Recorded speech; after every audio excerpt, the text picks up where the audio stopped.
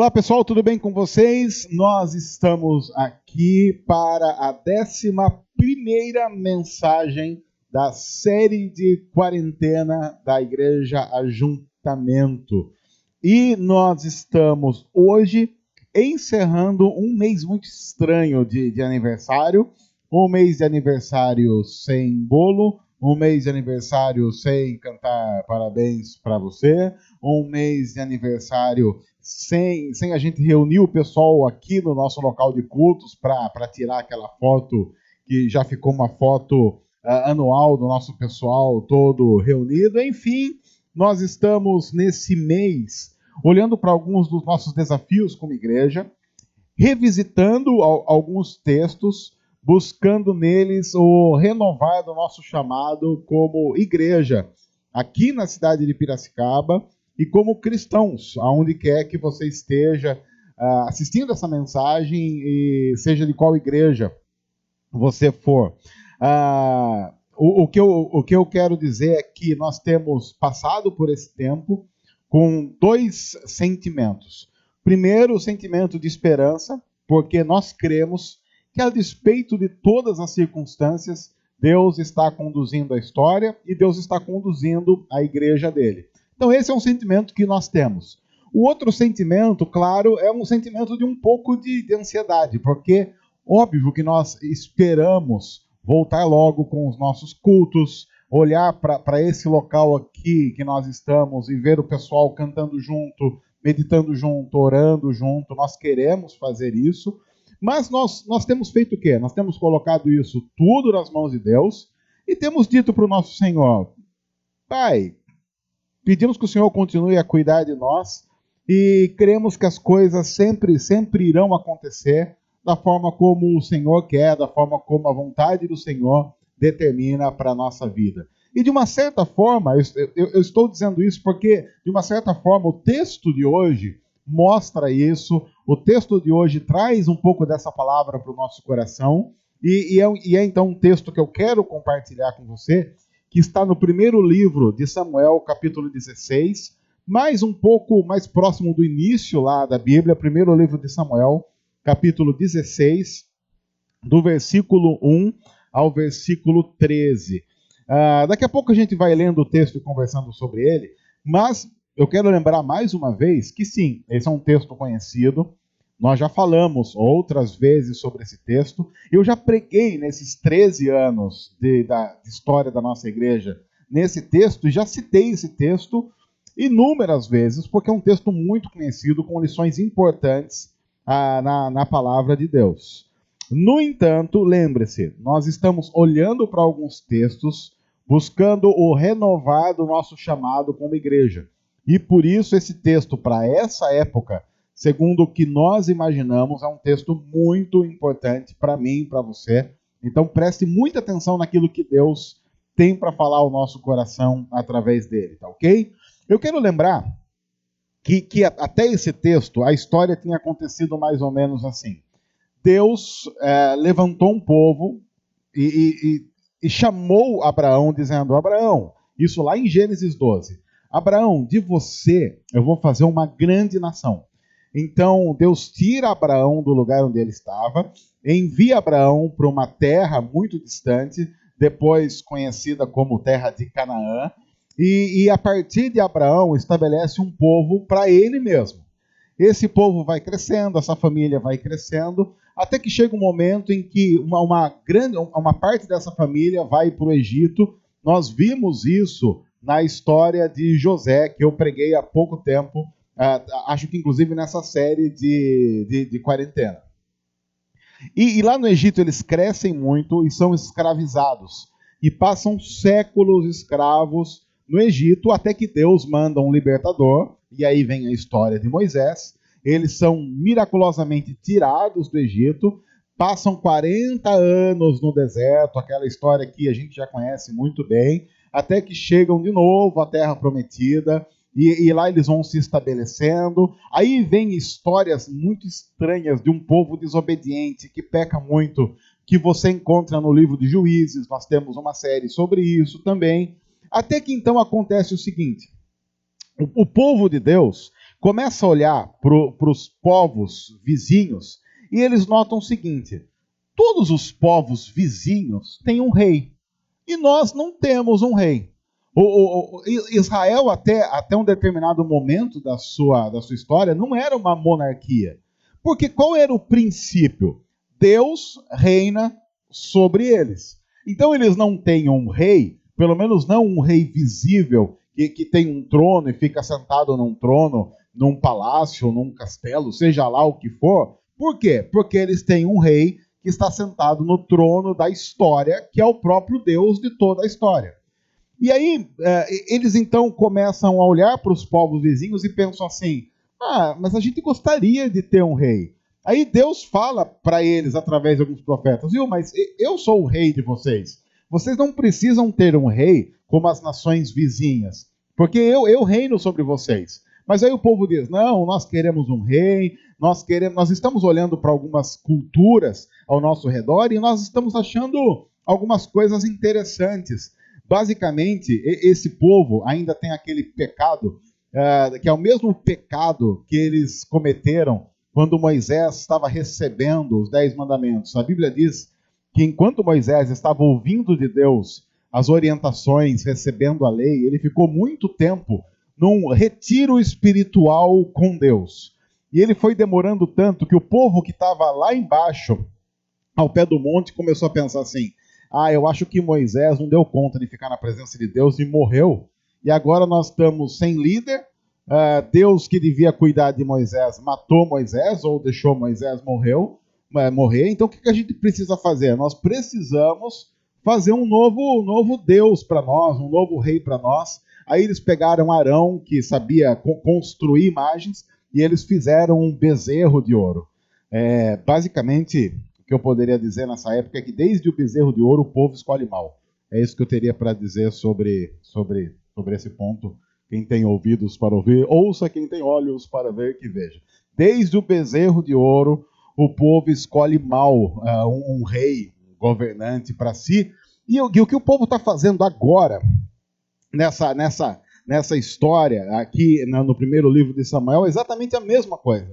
Deus, é legal o Senhor reinar sobre nós, mas a gente queria ter um rei também, porque a gente queria meio que ser igual aos outros povos, porque ficar sendo diferente, não sei, o pessoal olha torto para a gente, o pessoal começa a olhar estranho para nós. Uma das derrocadas de qualquer igreja e de qualquer instituição que queira viver diante de Deus é quando ela começa a olhar para a cultura que está à sua volta com um certo olhar amoroso, olhando para a cultura à volta e pensando assim: seria muito legal se Deus deixasse a gente fazer algumas coisas que a gente até sabe que não são as coisas mais corretas, mas todo mundo aqui à volta está fazendo.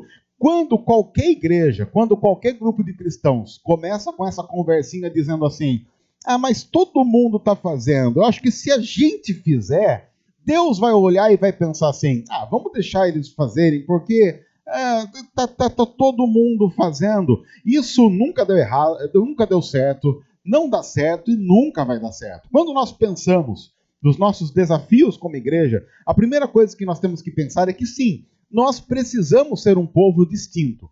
Um povo distinto não precisa ser freak, mas um povo distinto precisa ter algumas características que o diferencia, pelo menos, dessa cultura pecaminosa dominante que nos cerca como igreja. Mas até esse momento tinha acontecido isso, até que Deus diz: tá bom, vocês querem um rei? Vocês querem alguém que domine sobre vocês? Então eu vou dar um rei para vocês. Aí eles escolhem um cara chamado Saul. E Saul foi escolhido porque ele era um cara que tinha uma aparência interessante. Ele foi escolhido de acordo com a aparência. A Bíblia diz que inclusive, do ombro para cima, ninguém se destacava como Saul, e por isso que ele foi escolhido. Só que Saul tornou-se um péssimo rei de uma forma que Deus disse para o profeta Samuel: olha, eu rejeitei Saul, não dá mais para aguentar Saul, então agora eu vou escolher alguém para entrar no lugar de Saul, para reinar sobre vocês. E então chega a história que nós vamos ler agora. Versículo 1 do capítulo 16 do primeiro livro de Samuel. O Senhor disse a Samuel: até quando você irá se entristecer por causa de Saul? Porque Saul estava numa derrocada, Saul estava fazendo um monte de besteira, e Samuel, que era o profeta, e de uma certa forma tinha uma ligação com Saul, estava muito triste com isso, e não estava tomando uma posição efetiva em relação a essa postura de Saul. E aí Deus diz: eu o rejeitei como rei de Israel. Então encha um chifre com óleo e vá a Belém. Eu enviarei a Jessé. Escolhi um dos seus filhos para fazê-lo rei. Uma coisa interessante é que no versículo 1 está escrito que Deus chega para Samuel e fala: Samuel, chega, deu. Encerrou a cota. Com Saul não dá mais para conversar. Então pega um chifre com azeite, encha esse chifre de azeite e vá até a casa de Jessé, lá em Belém, e aí eu vou mostrar para você o que você deve fazer, porque eu escolhi um dos filhos de Jessé para ser o próximo rei. O versículo está dizendo que Deus escolhe, faz, decide, estabelece e depois comunica para o povo dele o que ele vai fazer. Quem está disposto a caminhar com Deus, precisa estar disposto a receber ordens de Deus. O problema é que nós estamos, às vezes, estabelecidos como igreja evangélica num país em que uma grande parte dos evangélicos quer dar ordem para Deus, quer determinar, quer estabelecer. Nós nos tornamos cristãos e achamos que pelo fato de sermos cristãos, podemos dar ordem, inclusive no reino celestial. Uma das coisas que nós temos aprendido como igreja, e eu acho que essa quarentena tem ensinado para nós fica no seu lugar, fica quietinho, fica miúdo aí, você não manda nada. Pense em todos os planos que a gente tinha estabelecido para esse ano. Todos eles foram por água abaixo. Se você tinha viagem, não pode viajar. Você não pode mandar seus filhos para a escola. Você tem dificuldades com relação ao seu trabalho. Absolutamente todos os planos de 2020 foram colocados ou em stand-by ou simplesmente eliminados. A pergunta que precisa ser feita é: Deus sabia que isso ia acontecer? Claro que Deus sabia que isso ia acontecer. Mas por que ele não comunicou? Porque simplesmente Deus comunica o que ele quer comunicar, não comunica o que ele quer comunicar, e ninguém tem nada a ver com isso porque ele é Deus e nós não somos. Eu não sei quantos já viram, tem um vídeo muito interessante do pessoal. Sabe esse pessoal que faz previsão para o ano seguinte? Chega dezembro, você vai para uns programas de TV aí. Eu não assisto muito desses programas de TV, mas o Fernandão e o Nando, que estão aqui atrás das câmeras, eles assistem e eles passam para mim essas informações. Eu perguntei para eles, falei: Fernandão, Nando, no programa da Sônia Abrão, que em dezembro, como é que era vocês que assistem? Aí eles falaram assim: não, a gente viu umas previsões, a gente tem até gravado, a gente vai mandar para vocês. Aí o pessoal ia lá fazer as previsões, e segundo as previsões, olha que interessante, ano de 2020 ia ser o ano da vitória. O ano da vitória é ano par. Ano par, não sei se vocês... Ano par não tem como dar errado. Ano ímpar é ruim. Ano ímpar, ele tem um encosto. Agora, o ano par, gente, é ano maravilha. Não tem como dar errado. Olha aí. Você olha, ele é comédia. Aí o pessoal que fez lá é complicado dizer isso, mas também não posso dizer 12 dias como é que é o 12 dias nossos assessores aí para assuntos de espiritualidade. 12 dias de não sei o quê para 12 meses de vitória. Vocês não fizeram direito. Eu quero aqui deixar a minha consternação. Vocês não fizeram direito. O pessoal que estava barganhando aí com Deus, dando aquela barganhada com Deus, gente, vocês andaram comendo coisa escondida nesse jejum aí, hein? Achou que alguém foi lá e deu uma cutucada num chocolate, tomou um copinho de coca, porque tem gente que faz jejum de coca, não sei se vocês sabem. A pessoa faz jejum de coca. É tipo a quaresma de coca, só de coca. Mas não dá. Jejum de coca, mas sim top de Dolly e Guaraná, o sabor brasileiro. Bom, voltando aqui. Deus simplesmente estabelece a vontade dele e ele não tem que ficar dando satisfação. Uma das coisas que nós queremos aprender como igreja é isso. Nós somos servos, Deus é Deus. Quando ele comunica algo para a gente, qual é a única opção? Vamos fazer o que ele comunicou e o que ele disse. Mas se ele não quiser comunicar, nós não temos crise em achar que Deus deixou de ser Deus, porque ele não disse para nós, nós somos servos. Ele chega para Samuel e diz, Samuel, dá para parar de se entristecer por causa da desgraça de Saul? Agora você vai lá para Belém e você vai ungir um dos filhos de Jessé, que eu escolhi ele para ser rei. Está escolhido já, não estou perguntando sua opinião, apenas estou dizendo, vai lá. E é claro que isso coloca Samuel numa situação extremamente complicada. Por quê? Ele é um profeta. Se o rei fica sabendo que ele está indo para a casa de alguém para ungir o filho desse alguém como rei, o que o rei pode dizer? Traidor, traição. Vamos colocar aí as autoridades atrás dele. O pessoal aqui fica, eu fico falando essas coisas, o pessoal fica aqui de novo, está complicado. Versículo 2. Samuel, porém, disse, como poderei ir? Saul vai saber disso e vai me matar. Deus, olha Deus, tudo bem, até o senhor aí é Deus, o senhor pode fazer aí o que o senhor quiser, mas o senhor há de convir que tá complicado aqui o que o senhor pediu. Uma das coisas que a gente aprende como igreja, é um dos nossos desafios aqui, é não brincar com a vontade de Deus. Porque a vontade de Deus, a gente sempre diz isso aqui, ela é boa. A vontade de Deus é perfeita, agradável, estabelece a vontade dele. Mas para nós, pensando no nosso lado humano, ela tem a conveniência, como a gente sempre diz, de um soco no estômago. Todas as vezes que você olha para a Bíblia, você vê Deus chamando alguém para alguma coisa, essa pessoa sabe que ela está perdida, porque ela vai ser colocada num ambiente em que zona de conforto é algo inimaginável. E aí o texto continua. O Senhor disse, leve um novilho com você e diga que você foi sacrificar ao Senhor. Convide Jessé para o sacrifício e eu lhe mostrarei o que fazer.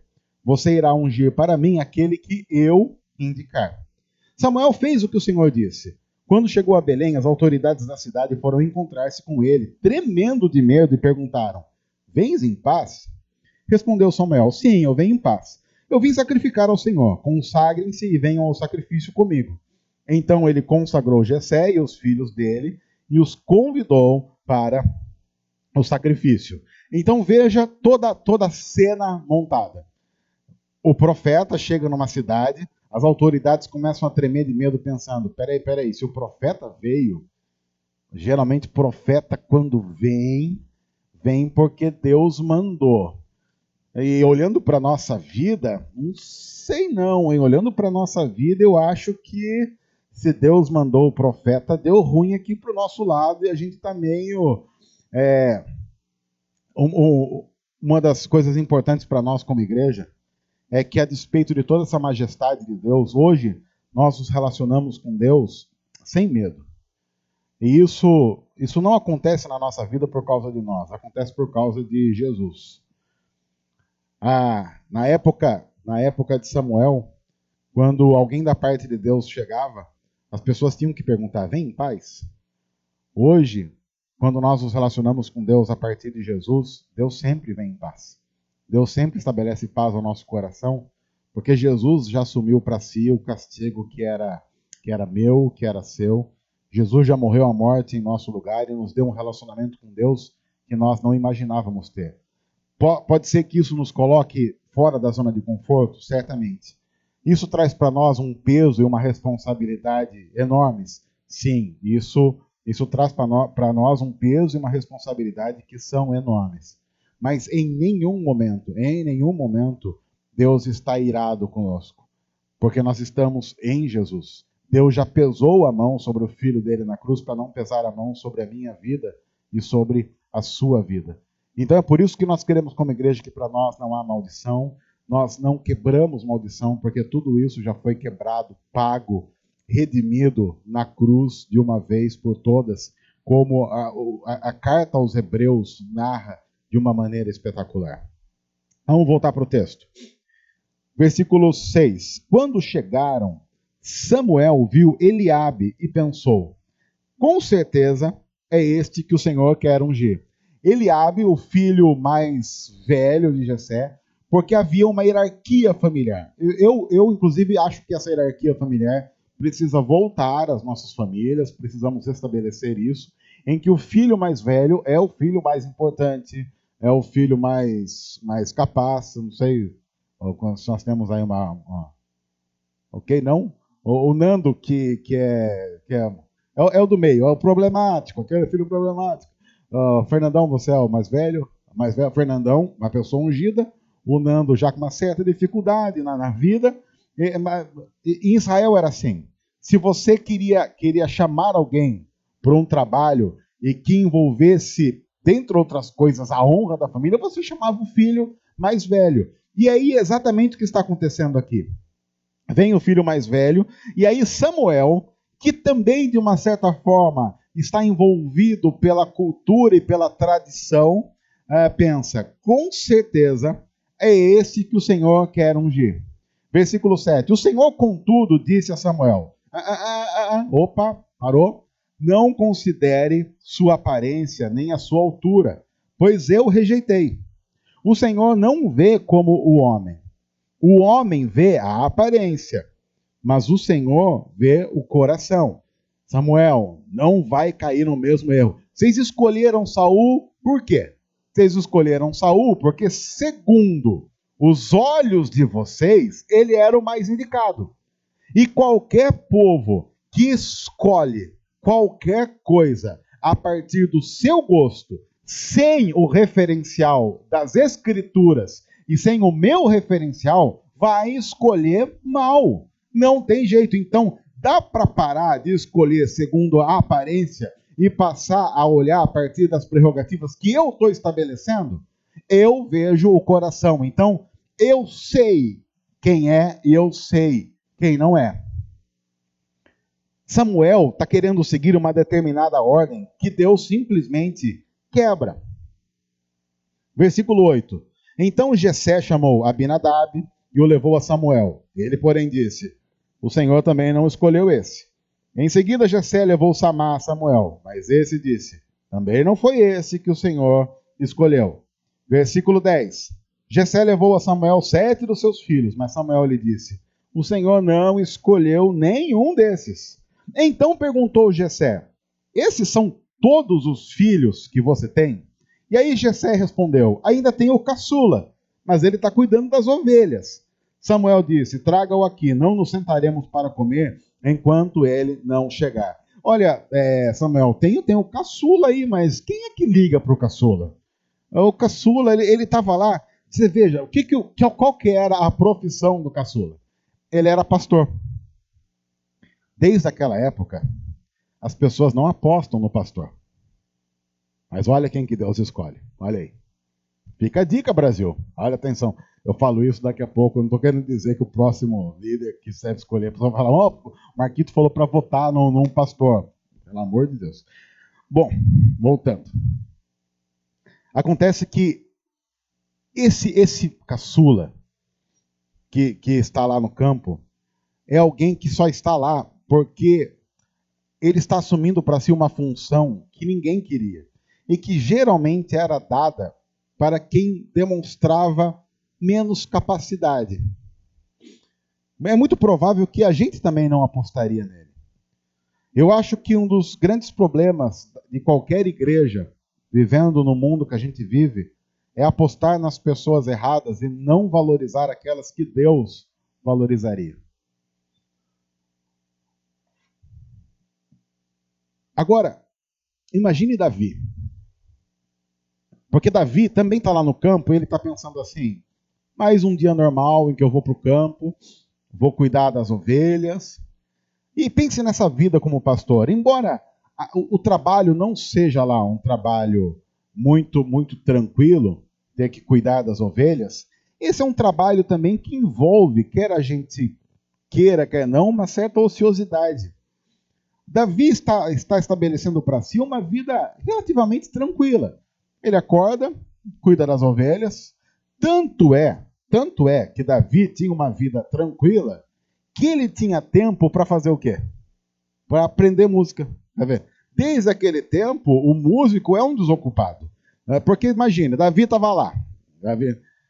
Vocês ficam. Isso aqui, ó, como é que chama aquele negócio que vocês ficam segurando para eu falar?